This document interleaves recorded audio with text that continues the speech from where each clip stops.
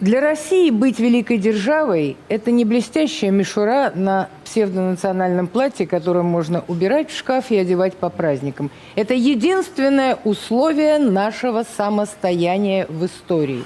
Мы не обладали, как православная цивилизация, агрессивностью мировоззренческой, которой обладал католический Запад. И чтобы остаться самостоятельными и независимыми, нам надо было укрупниться и занять определенное пространство. Требовалось это также потому, что Россию, Русь, Великую Россию окружали не просто государства. Мы на стыке цивилизаций. Это был вопрос выживания. Совершенно иная картина, когда верная кремлевским идеям фигура оказывается на чужом поле, в атмосфере объективной, а не заказной журналистики. Один из недавних случаев – появление в эфире ток-шоу «Лицом к лицу» на канале «Аль-Джазира» российского политолога Натальи Нарочницкой. Одна из самых ярых участниц создания концепции русского мира, доверенное лицо Путина на выборах 2012 года, привыкшая комфортно себя чувствовать в срежиссированных эфирах федеральных телеканалов, на сей раз почувствовала себя в роли добычи. 67-летняя бывшая депутатка Госдумы согласилась на откровенный разговор с 36-летним британским журналистом Мехди Асаном.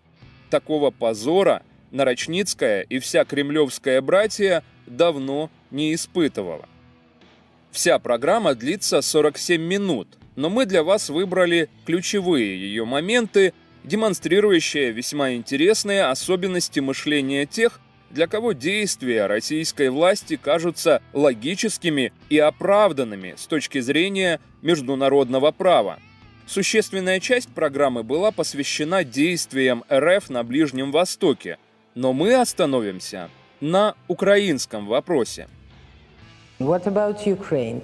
Of course, we do care about Ukraine. My ancestors are from Ukraine. But there was a coup d'état in Kiev.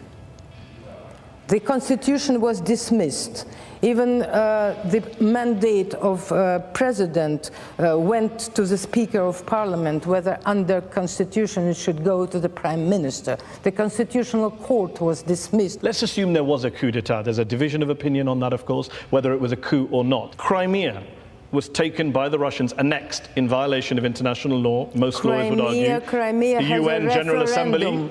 And why do you think 100 countries at the UN condemned the annexation of Crimea? 100. Only 11 countries voted with Russia. Why do you think that is? Because it's politics. Politics 10 to 1. In the 21st century. The politics in the 21st century. It's not because that the United Nations recognizes national borders and sovereignty and says you can't just change the borders of a country. You talked about common borders. The international law, let me just finish. Okay. The international law teaches now that self-determination right is observed, but the principle of territorial integrity prevails. That's true.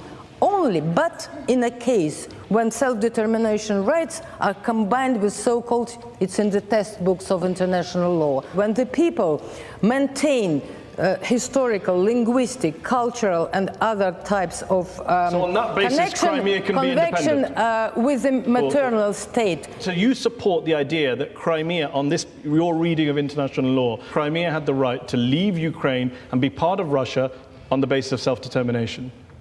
I think so. Okay, so when will Russia be holding a referendum in Chechnya and in Dagestan for those places to go independent?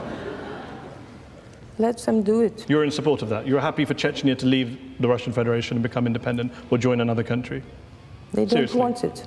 They don't want it, but if they did, you support Chechen independence under a referendum in which the Chechens voted yes. That depends always on how the people's will is expressed. If it's expressed by the bandits and gangsters and criminals, because there were no bandits or gangsters in Crimea, were there? There were no men in masks. No. We just imagine those people But on if our there screens. are teachers, students, Wow. engineers, doctors voting calmly on their, expressing their free will, it's different. So don't make. Chechnya doesn't want to leave Russia. They now are After you bombed flourishing them more for than several years any and killed others. hundreds of thousands of people, I guess not. When Crimea was annexed by Russia, you said that for the first time in 20 years of political political life, you felt happy. The West had pushed Russia into a corner, you said, and finally Russia has shown its red line. I'm just wondering, is the red line now fixed in place, or is it going to move geographically into other areas, perhaps in the region? That's it? Or are we going to see some more redrawing of borders in that area? Russia has proven through 25 years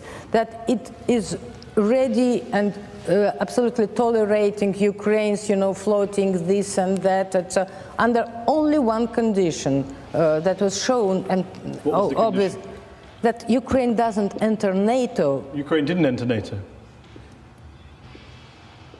Even in September, before the Maidan started, Russia has no idea of what then happened, etc., and had no plans. Ukraine did not enter NATO. It's the West who refused, who wanted to create from Ukraine a battlefield between East and West, and it's Americans. You don't want Ukraine Russia, to join NATO. in cooperation with Ukraine, is still a superpower, but without Ukraine, Ukraine as enemy, is no more superpower. Can I give some friendly advice to the Russian government via you? If you don't want your neighbour to join a military alliance, best not to invade and occupy part of that country, because the first thing they want to do is join a military alliance. Very good. Why are you so on the side of NATO? On the I'm on the side of NATO. Yes, of course. Maybe you should watch the show I did with the former head of NATO, where I put all these arguments to. In eastern Ukraine, are there Russian forces in eastern Ukraine? Not Russian forces. Separate Russians, yes, but not Russian forces. So it's different legally at all. So when a Russian... do you mean there are, squads on parts of the army with tanks crossing? Exactly what I'm asking. No. Okay, so when a Russian special forces soldier, Dmitry Shapnikov, tells the BBC that he and his fellow troops were in Ukraine, when captured soldier in Ukraine, Alexander Anatolievich, identifies himself as a Russian serviceman in the Russian armed forces, what were they doing there? Sightseeing? Taking a tour? It is denied. It is denied by officials. Do you agree with them?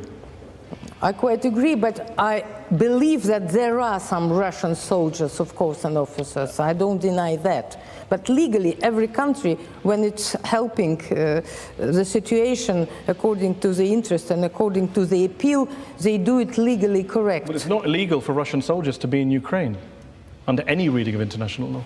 Was it legal for American specialists in all places where they have been? Was it legal for Americans to be in Iraq? No. Okay, good. Back to the question. Was it illegal? Is it legal for Russian forces to be in Ukraine? There are no forces.